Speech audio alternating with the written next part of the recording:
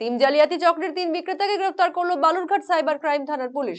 জানা গিয়েছে ধৃতদের নাম বিদ্যুৎ মেহরা, বাড়ি তপন থানার রামপুর এলাকায়, মাহফুজ আলম, বাড়ি বংশিয়ারি থানার বাণীপাড়া এলাকায় এবং অপূর্ব তালুকদার, বাড়ি বংশিয়ারি থানার জামার এলাকায়। ধৃতদের কাছ থেকে 8টি জাল সিম ও 2টি মোবাইল ফোন বাজেয়াপ্ত করেছে পুলিশ। বুধবার ধৃতদের বালুরঘাট জেলা আদালতে তোলা হয়। বালুরঘাট সাইবার থানা সূত্রে জানা গিয়েছে বিভিন্নভাবে ফোনের মাধ্যমে প্রতারণা চক্রের ফাঁদ পেতেছিল ধৃতরা। যে ঠিকানা থেকে প্রতারণা করা হচ্ছে পুলিশ তদন্ত করতে গিয়ে দেখতে পাচ্ছে নাম ও ঠিকানা অন্য জায়গায় দেখাচ্ছে। এই ঘটনায় বালুরঘাট সাইবার থানায় একটি মামলার তদন্ত করতে গিয়ে দক্ষিণ দিনাজপুর জেলার প্রায় 90 জনের মতো সিম বিক্রেতার কাছে তল্লাশি অভিযান চালায় পুলিশ। অভিযান চালিয়ে সিম জালিয়াতি কাণ্ডে জড়িত 3 সিম বিক্রেতাকে গ্রেফতার করে তারা। সাইবার থানার পুলিশ ধৃত 3 জনের কাছে যে সিম পেয়েছে সেগুলো সব অন্যের নামে। কিভাবে তারা ওই সিমগুলো অ্যাক্টিভেট করলো এবং তারা এই সিমগুলো কাদের দিত এই নিয়েই তদন্ত শুরু করেছে পুলিশ। পাশাপাশি এই সিম জালিয়াতি চক্রে আরো কারা কারা জড়িত রয়েছে তা নিয়ে বিস্তারিত তদন্তে নেমেছে পুলিশ, এমনটাই জানিয়েছেন বালুরঘাটের ডিএসপি সদর বিক্রম প্রসাদ। আমাদের যেভাবে সাইবার ক্রাইম বা ফিনান্সিয়াল ফ্রড হচ্ছে সেই রকম এই ম্যাক্সিমাম কেসগুলোতে আমরা দেখছি তার একটা স্ট্রং কম্পোনেন্ট হচ্ছে ফেক সিম, মানে অন্য কোনো লোকের নামে যে সিম কার্ডগুলো ইস্যু হচ্ছে সেই সিম কার্ডগুলো ব্যবহার করে এই ধরনের ঘটনাগুলো ঘটানো হচ্ছে। তো আমাদের সাইবার ক্রাইম বা ফিনান্সিয়াল ফ্রড এগুলোর যে কমব্যাট প্রসিডিওর তার মধ্যে ফার্স্ট স্টেপ হচ্ছে এই ফোর্সড যে সিম কার্ডগুলো আছে সেই সিম কার্ডগুলোকে ব্লক করা। নেক্সট লেয়ার হচ্ছে এই সিম কার্ডগুলো কোথায় থেকে ইস্যু হচ্ছে, কিভাবে ইস্যু হচ্ছে তার এগেনস্টে ফাইট মেকানিজম বা কমব্যাট মেকানিজম তৈরি করা।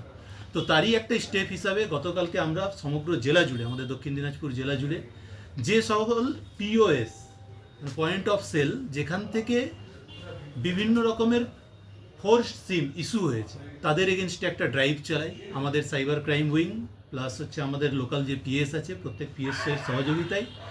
এবং সেই ড্রাইভে আমরা দেখতে পাই প্রত্যেক থানা এলাকায় এমন বেশ কিছু পিওএস আছে যেখান থেকে এমন কতগুলো সিম ইস্যু হয়েছে যে সিমগুলো বিভিন্ন ন্যাশনাল লেভেলের সাইবার ক্রাইম বা ফিনান্সিয়াল ফ্রড তার সাথে যুক্ত।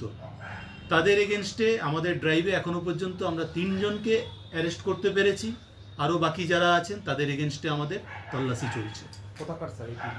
3 জনের মধ্যে একজন তপন থানার অন্তর্গত রামপুর যে এলাকা আছে সেই এলাকার বাসিন্দা, সেখানেই তার পিওএস।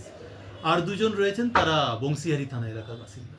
কোর্টে তোলা হয়েছিল, কয়দিনের কি রিমান্ড দিয়েছে? আমরা 3 দিনের পুলিশ রিমান্ডের জন্য প্রেয়ার করেছিলাম, এখনো পর্যন্ত রিমান্ডের অর্ডারটা আমরা হাতে পাইনি। এখনো পর্যন্ত সেরকম সিম কার্ড আমরা উদ্ধার করতে পারিনি, তবে কিছু বেনামি সিম আমরা রিকভার করেছি এই কেসের তদন্তে নেমে। সেটা এই মুহূর্তে আমরা তদন্তের স্বার্থে পুরোটা বলছি। স্যার, মোটামুটি কত পিওএসে আপনারা অভিযান চালিয়েছেন? এখনো পর্যন্ত আমাদের জেলার যে তালিকা তৈরি করা হয়েছে সেই তালিকার মধ্যে প্রায় 91টি এরকম পিওএস রয়েছে যেখান থেকে এই ধরনের সিম ইস্যু হয়েছে যেটা বিভিন্ন ক্রাইমের সাথে যুক্ত। অন্যদিকে বালুরঘাট জেলা আদালতের সরকারি আইনজীবী জয়ন্ত মজুমদার জানান, আবেদনের ভিত্তিতে মুখ্য বিচার বিভাগীয় বিচারক ধৃতদের 3 দিনের পুলিশি হেফাজতের নির্দেশ দিয়েছেন।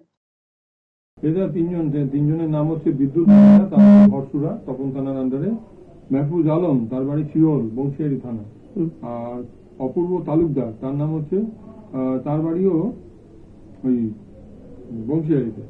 এদের 3 জনের এগেন্স্টে অভিযোগ হচ্ছে এরা বিভিন্ন ফেক ডকুমেন্টসের মাধ্যমে 164টা সিম এরা মানে বিভিন্ন জনকে দিয়েছে, যেটা ফিনান্সিয়াল ফ্রডের কাজে ইউজ হয়েছে।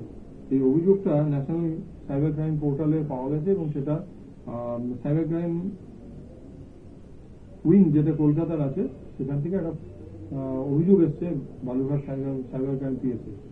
তার ভিত্তিতে এদের 3 জন অ্যারেস্ট হয়েছে এবং তাদেরকে কোর্টে ফরওয়ার্ড করা হয়েছিল এবং তাদের 3 দিনের পুলিশ হেফাজতের প্রেয়ার ছিল প্রসিকিউশনের তরফ থেকে, সেটা লার্নেড কোর্ট কনসিডার করে 3 দিনের জন্য পিসি প্রেয়ারটা মঞ্জুর করেছে।